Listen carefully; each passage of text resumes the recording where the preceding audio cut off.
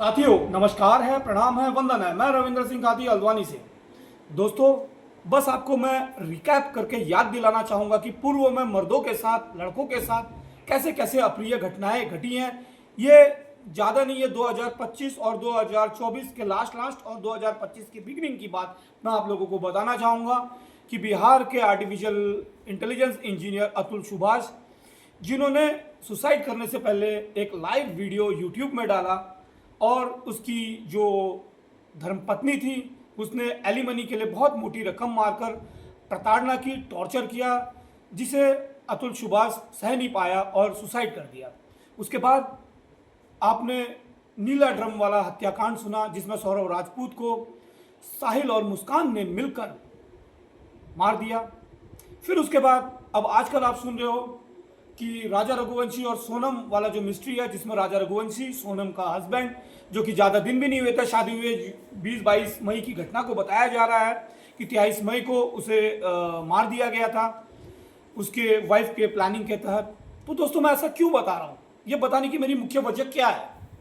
मेरी मुख्य वजह एक ही है कि पूर्व में, पहले आज से 5-7 वर्ष पूर्व कहो तो पहले जो समाज में मर्द को ज़्यादा तवज्जो दी जाती थी, हर चीज़ में लीड किया जाता था फ्रंट से, और कई ऐसी अप्रिय घटनाएं महिलाओं के साथ होती थी, सुसाइड के केस होते थे और बहुत ज़्यादा वारदातें बढ़ते थे। इसी को देखते हुए सरकार ने महिला कानून को मजबूत किया, क्योंकि पूर्व से ऐसी अप्रिय घटनाएं औरतों के साथ होते चली आ रही है।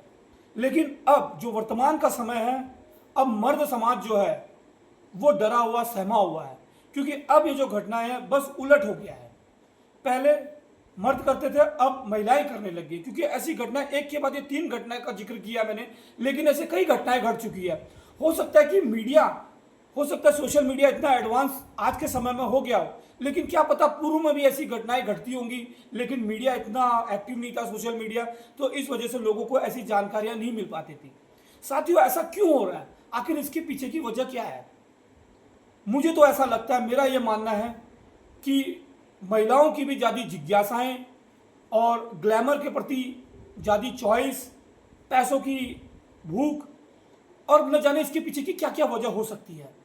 मैं अपना ही एक एग्जांपल दूंगा, हम अपने ही क्षेत्र की एक बात बताना चाहूँगा आपको कि पहले हमारे यहाँ भी जो लड़कियाँ होती थी, ठीक ठाक पढ़ी लिखी लड़कियाँ होती थी, जब वो ब्याह करके अपने पति के घर आती थी तो वो कभी अनावश्यक डिमांड नहीं करती थी।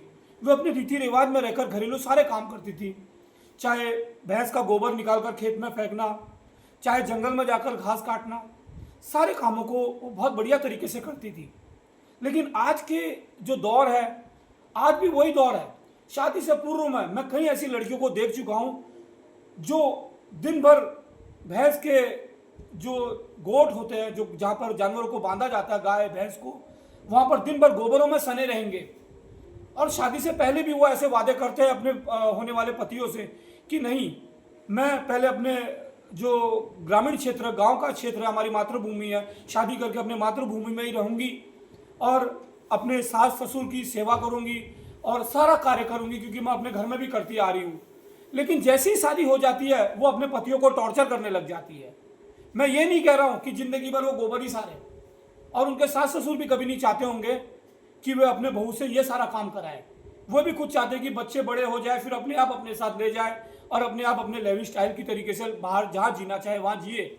लेकिन आज के डेट में ये मेंटेलिटी बन चुकी है हमारे यहाँ की लड़कियों की भी। शादी से पहले ही वो पूछते हैं कि हल्द्वानी में ज़मीन है नहीं है। बेशक घर में उन लड़कियों के खाने के लाले पड़े होंगे, मैं आपको गारंटेड बता रहा हूँ मैं, वो दिन भर गोबरों में सने रहते होंगे, लेकिन शादी होने के बाद, ससुराल में आने के बाद अपने रंग बदलने लग जाते। मैंने ऐसे कई लड़कियों को देख लिया है।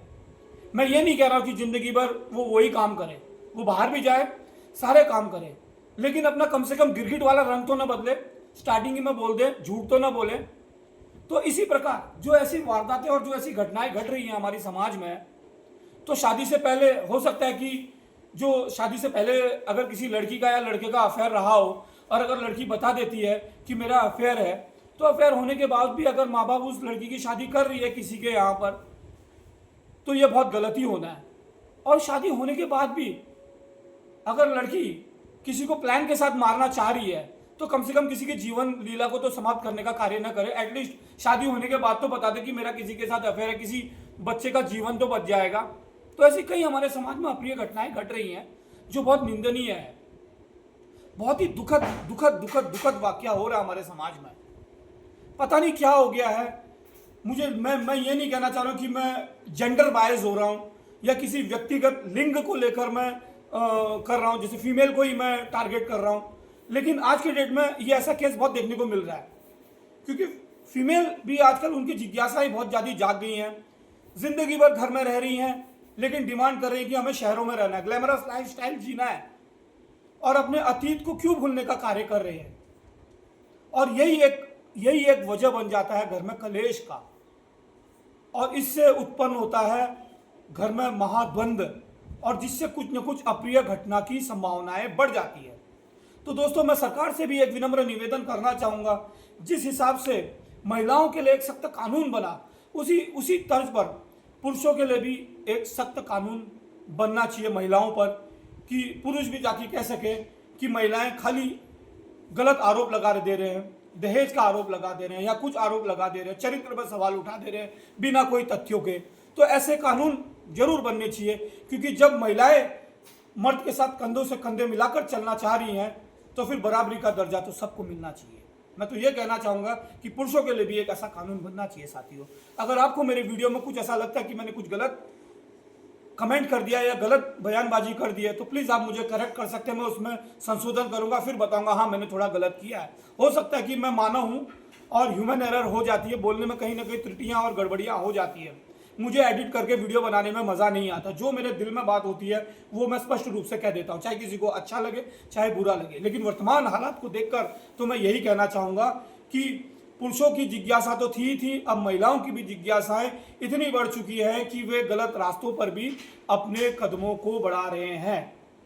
मैं कई ऐसे वीडियोस को भी देखता हूं रील बनाते समय भी, जो बिल्कुल ही कहने लायक नहीं है। उनकी वीडियोस देखता हूं, अपनी चीप पॉपुलैरिटी और पैसे कमाने के लिए ऐसी अश्लील वीडियो बना रहे हैं, जिसका मैं सख्त कड़ा विरोध करता हूं। साथियों, धन्यवाद।